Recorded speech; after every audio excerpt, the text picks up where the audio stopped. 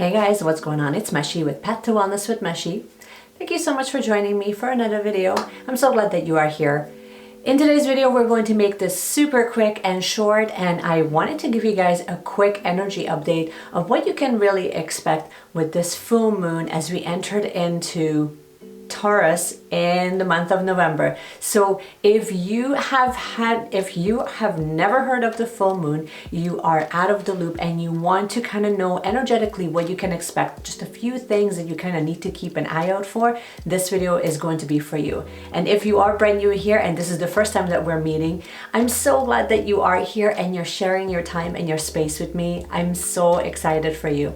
And consider subscribing if you are brand new here. We usually chat about 2 to 3 times a week, and we talk about anything from spiritual practices to anxiety management and how we can feel a bit more empowered in living a more consciously driven life. So if that sounds good, then you're going to absolutely love it here. Okay, without further ado, why don't we just dive right in of what we can expect for this full moon.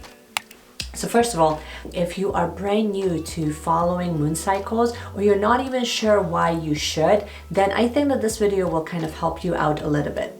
So with the moon, if you are brand new to following moon cycles, what you need to know and what's most notable is that the moon goes through different phases each month. And usually there's 8 different phases, and each phase affects people differently. Now, depending on what your astrological, so what your sun sign is and what your moon sign is, that will sort of determine that characteristic of that month. Now, right now we've entered into Taurus, and we're also in the middle of a retrograde, with Mercury being in retrograde for like 1 more week. When Mercury is in retrograde, it affects technology, it affects communication, it ultimately affects some of the bases that most of us are relying on right now as a form of communication. It just feels really backwards almost. And the other part of it that you need to know is when it comes to the moon being full, as in fully illuminated, what that really means is that a couple of things. One, the moon shines the brightest at this stage, at this phase of the moon cycle. Understanding that we are living in a cyclic way means that you're going to constantly move with the shifts of change rather than try to fight it or to try to kind of go against it. So if you understand which phase of the moon is in, that will sort of help you determine project management, or how you can sort of plan around it, how you can sort of also work with your own cycles. It just allows you to be a little bit more in tune with Mother Nature. So that's sort of the idea behind the moon cycles. But more importantly, each month has its certain characteristics based on the astrological signs. So right now, as we enter into Taurus, that seems to be very logical, goes into organizing and project management and that sort of thing. So if you are finding that this energetic shift, you're feeling this energetic shift, that you're trying to get things in structure, in organized nature, so that you can kind of move things along, but you're also hitting certain blocks, the full moon happens to be the time when everything is illuminated.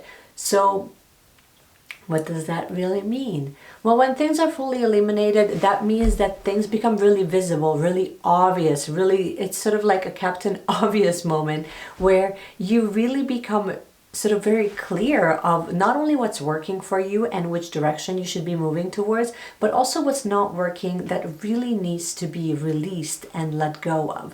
And so this is a lot of the times a time for us to reflect and to take a look back at our initial intentions of how we're really doing with a lot of that and how we really want to move forward into the future. But when you're using the energies of the moon, it just becomes a little bit easier because you're not fighting the currents of the shifts of change, but you're actually moving along with it. So right now, with November 11th, the day before the full moon, you might have felt an even stronger pull, because that also happened to be a strong energetic day, as it was 11/11, and it was a very strong spiritual portal that was being opened.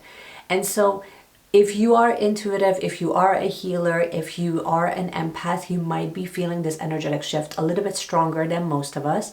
But if you do follow astrology, this would be a really good time for you to really take a look and reflect of really what's working for you, what's not working for you. I think that I don't really like to think of journaling as a you know, the only activity that you should be doing like only at the new moon. I think that you should be journaling so that you become more clear about what your own patterns are and really what's working for you. But also this would be a perfect time for you to really reflect back on your journaling activities to see what is ready to be left behind. What is ready, what areas or what do you need to evolve, and what area of your life do you need to evolve in or shift in so that you become a different version of yourself that is able to manifest the very things that you have seen already or that you truly desire.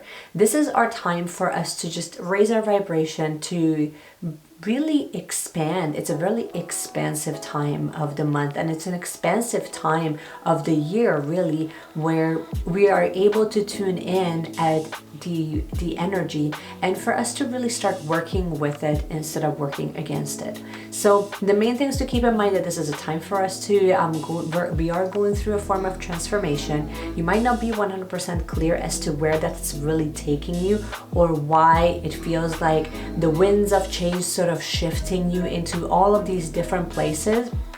You might feel quite aggravated. Maybe some strong emotions might be coming up, which is quite normal, but just give yourself the grace and the patience so that you can kind of follow through on those emotions and really see what it's trying to teach you. In all of those hardships, in all of the adversity, some people say sometimes that, you know, you're either winning or you're losing. I like to think of it, you're either learning or you're evolving. So we're either expanding, like if you think of a breath, for example, the breath is either shallow or expansive, but in order for you need to contract in order for you to have space to expand. So if you think of it that way, then depending on which season of your life you're in at this given time with this energetic shift, that can give you some true clarity within your own life of how you can work with that shift of change.